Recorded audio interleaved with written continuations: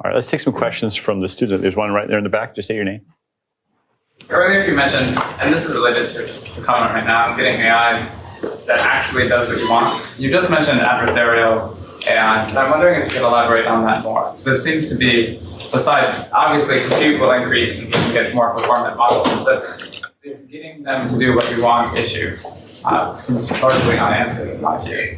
Well, you have to assume that the current hallucination problems become less, right, as the technology gets better and so forth. I'm not suggesting it goes away.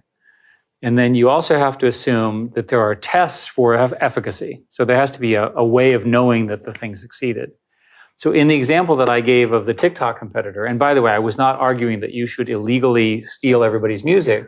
What you would do if you're a Silicon Valley entrepreneur, which hopefully all of you will be, is if it took off, then you'd hire a whole bunch of lawyers to go clean the mess up, right? But if nobody uses your product, it doesn't matter that you stole all the content. And do not quote me, right? Right? You're on camera. Yeah, that's right. But you see my point. In other words, Silicon Valley will run these tests and clean up the mess. And that's typically how those things are done.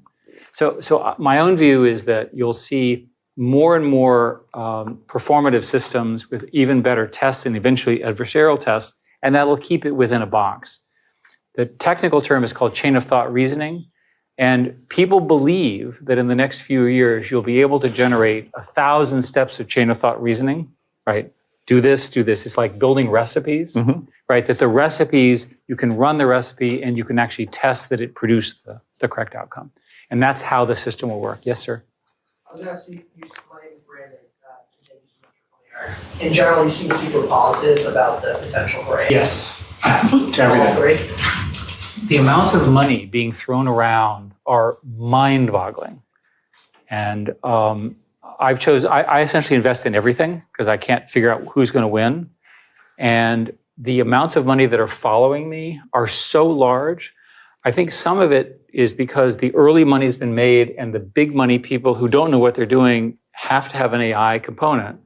And everything is now an AI investment, so they can't tell the difference. I define AI as learning systems that actually learn. So I think that's one of them. The second is that there are very sophisticated new algorithms that are sort of post-transformers. My friend, my collaborator for a long time, has invented a new non-transformer architecture. There's a group that I'm funding in Paris that claims to have done the same thing. So there's enormous invention there. A lot of things at Stanford